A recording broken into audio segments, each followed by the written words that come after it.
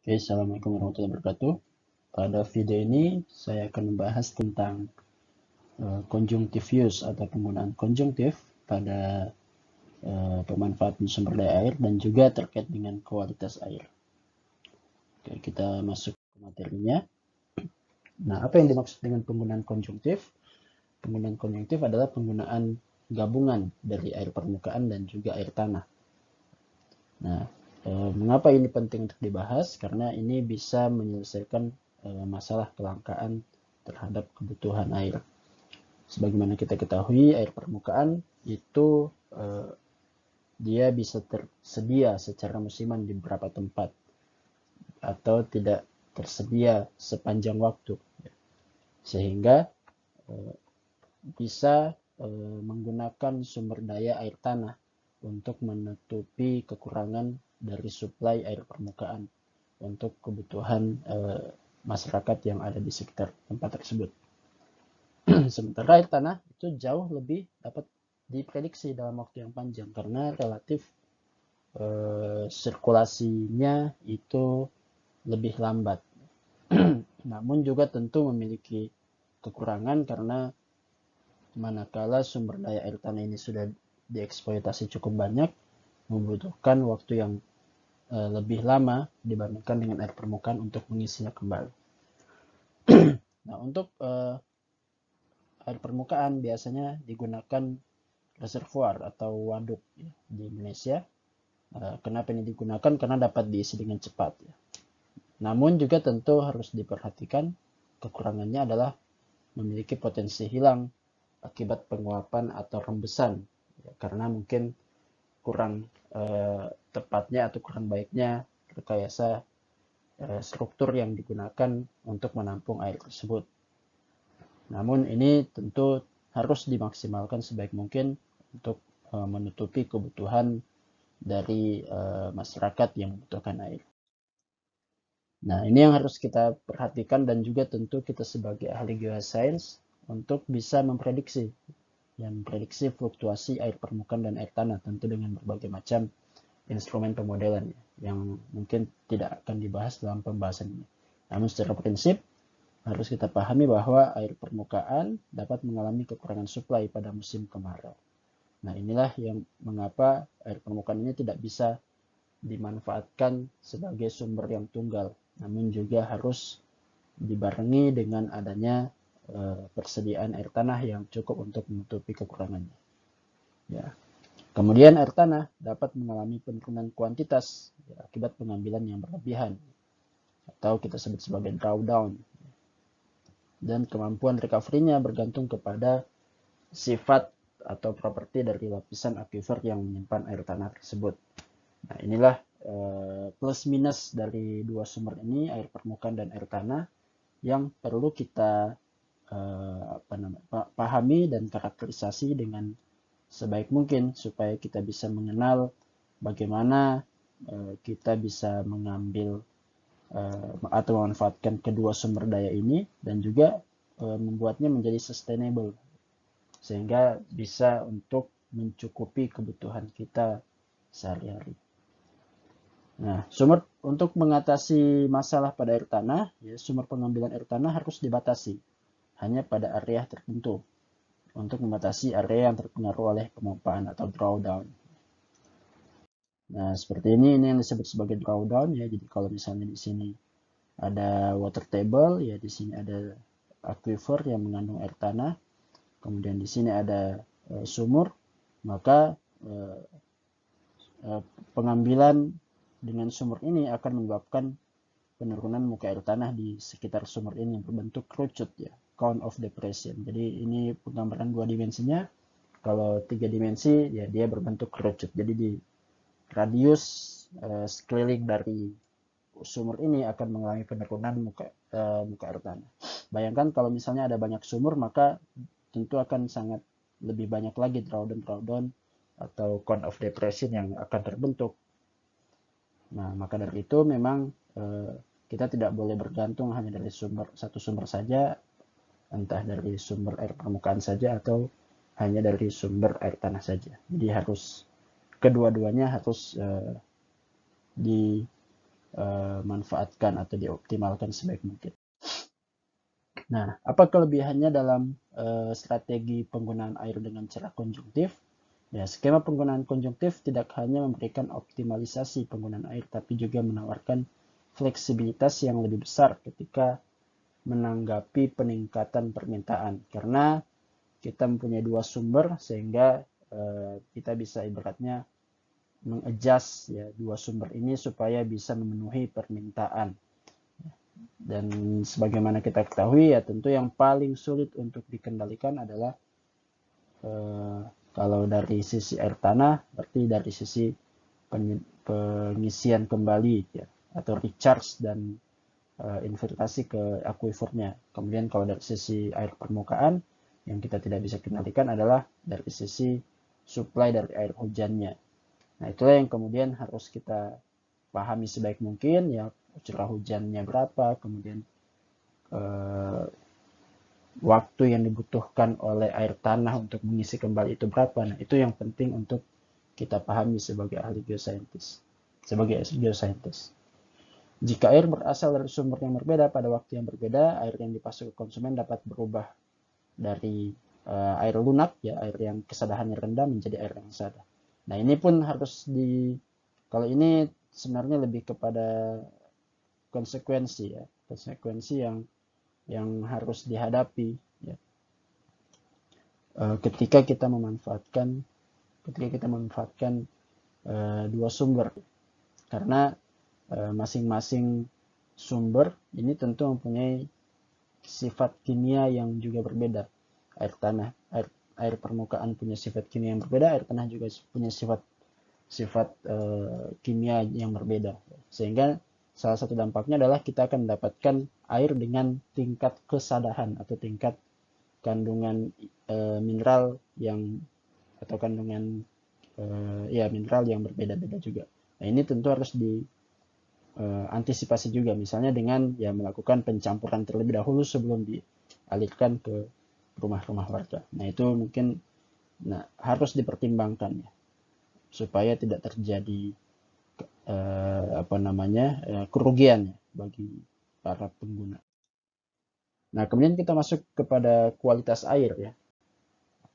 Kalau tadi kita membahas tentang bagaimana menyuplainya, menyuplai itu dalam artian menyediakan kuantitasnya yang cukup. Nah, sekarang kita membahas tentang kualitasnya. Nah, dalam evaluasi sumber daya air, kualitas air hampir sama pentingnya dengan kuantitas yang tersedia. Jadi sama-sama penting yang harus dipertimbangkan, kuantitas dan juga kualitas.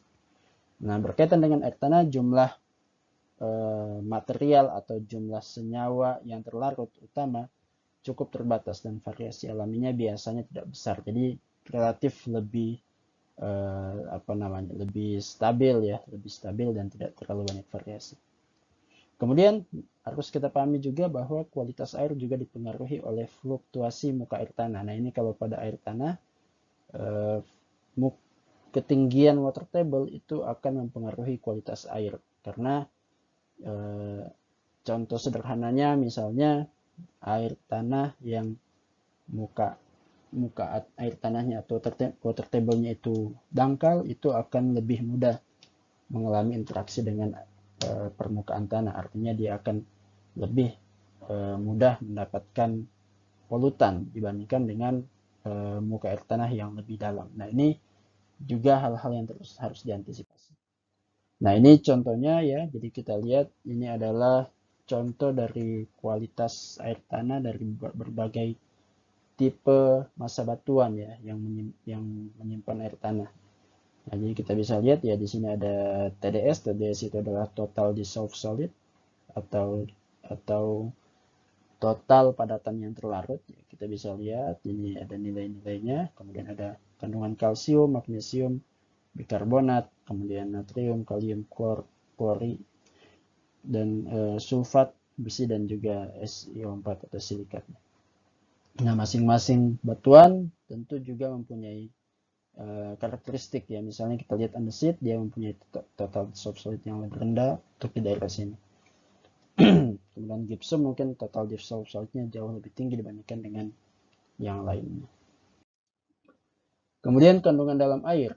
Nah, ini ditentukan oleh Salah satunya diantaranya adalah transpirasi, evaporasi, dan aliran tanah lateral. Penguapan akibat transpirasi dan evaporasi dan juga perpindahan dari aliran tanah ini akan mempengaruhi nilai salinitas, yang mana nilai salinitas ini menunjukkan seberapa banyak kandungan ion-ion garam di dalam air.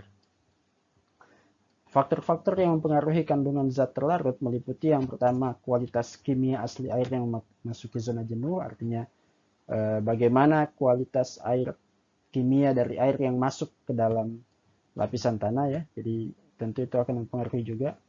Kemudian bagaimana distribusi kelarutan, kemudian kapasitas tukar kation ya, atau bahasa Inggrisnya exchange capacity of cation ya, atau cation exchange capacity, dan selektivitas tukar mineral yang terlibat dalam reaksi. Ini juga akan mempengaruhi faktor yang mempengaruhi kandungan zat terlarut. Kemudian porositas dan permeabilitas massa batuan, medianya juga akan mempengaruhi. Kemudian seberapa jauh aliran airnya, itu juga akan mempengaruhi kandungan zat di dalam air.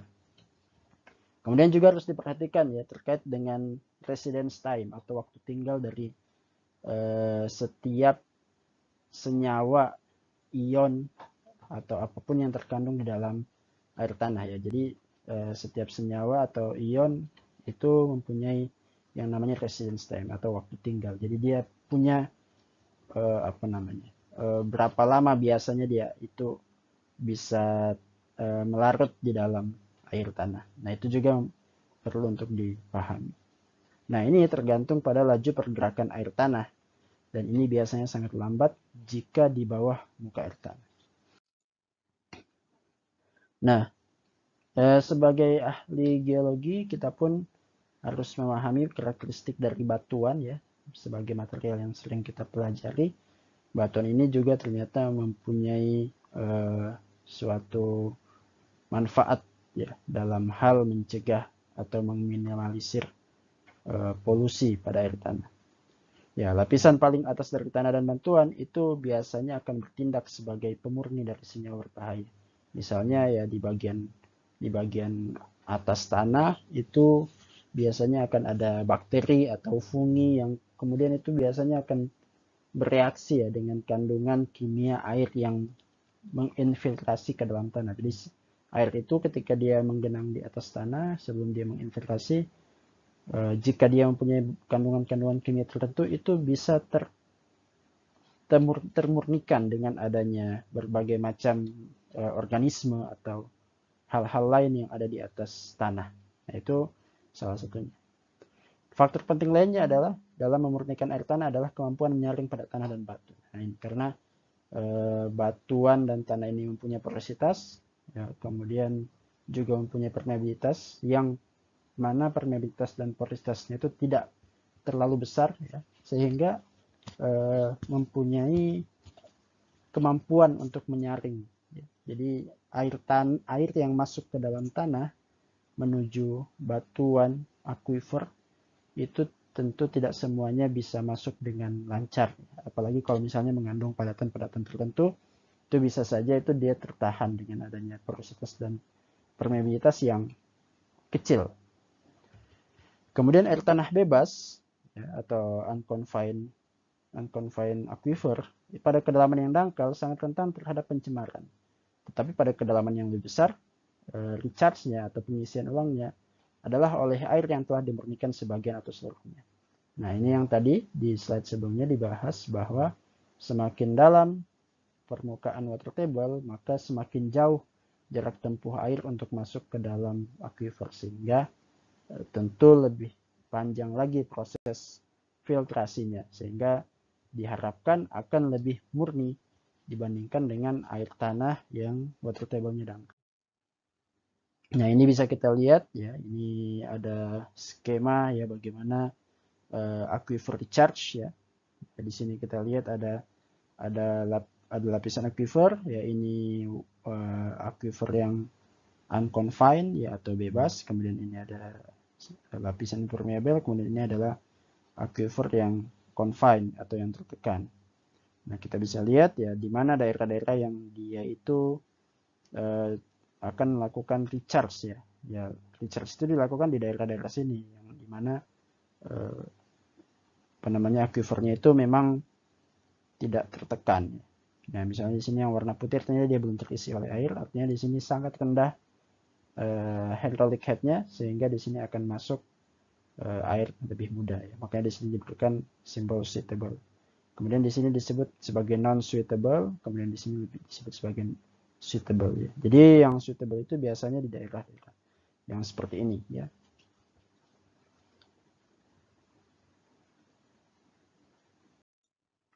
Oke, sekarang kita lihat bagaimana kita bisa lihat bagaimana hubungan antara salinitas dan dengan kedalaman. Ya, ada kecenderungan kandungan garam air tanah meningkat dengan bertambahnya kedalaman. Alasan ini untuk ini adalah yang pertama, semakin besar kedalaman di mana air tanah terakumulasi, maka semakin lambat pergerakannya sehingga kecil kemungkinannya untuk digantikan oleh air lain terutama yang berasap dari permukaan. Jadi kalau semakin dalam permukaan water table-nya, maka akan semakin lambat pergerakannya untuk mencapai water table-nya ya. Sehingga kecil kemungkinannya untuk digantikan oleh air lain. Jadi ketika dia berjalan infiltrasi ke bawah, bergerak ke bawah, maka itu tidak mungkin tergantikan oleh air lain yang masuk. Ya, sehingga lebih kandungan garam di aquifer yang lebih dalam yaitu cenderung lebih kental ya, karena tambahan airnya itu sedikit atau tambahan airnya itu lambat. Tambahan airnya itu lambat karena supply-nya terhambat oleh pergerakan yang lambat itu.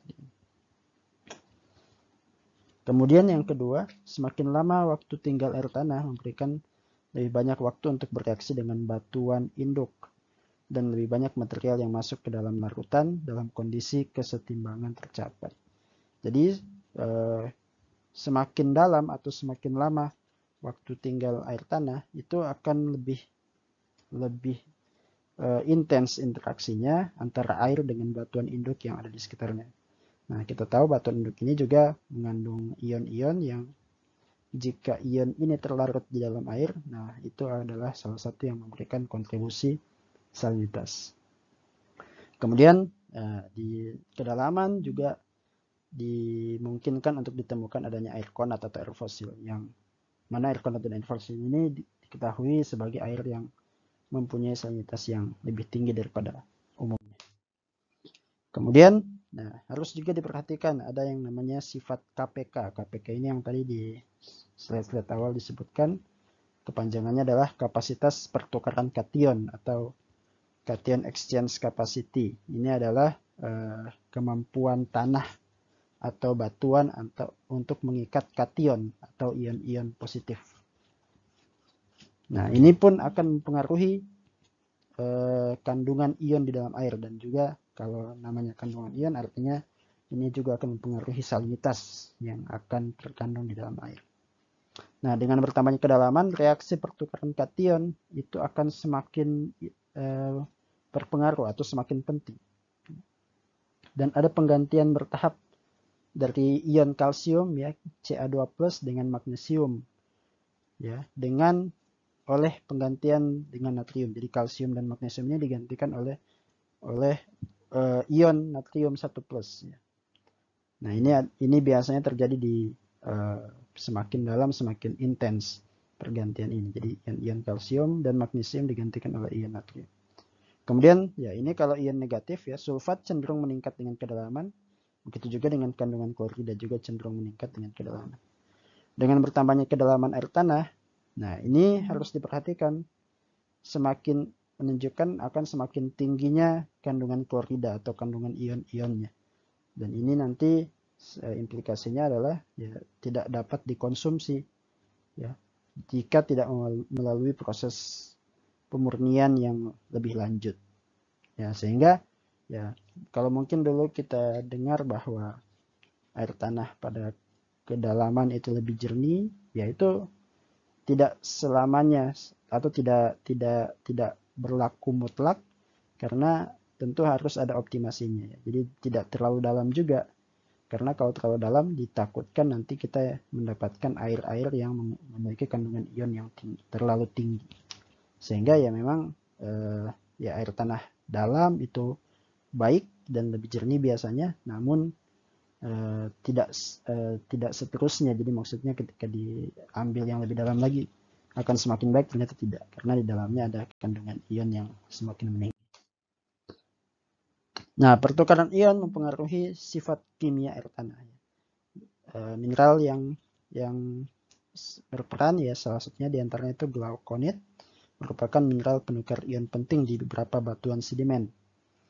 Nah, penggantian Ca2+ dan Mg2+ oleh Na+ dapat terjadi ketika air tanah bergerak di bawah batuan yang argillisius ya, atau yang lempungan, ke zona sirkulasi yang lebih terbatas, yang lebih sempit. Nah, di situ biasanya akan terjadi reaksi. Inilah kenapa kita bisa temukan ada namanya air konat atau air fosil ya, salah satunya karena adanya penggantian ion-ion ini.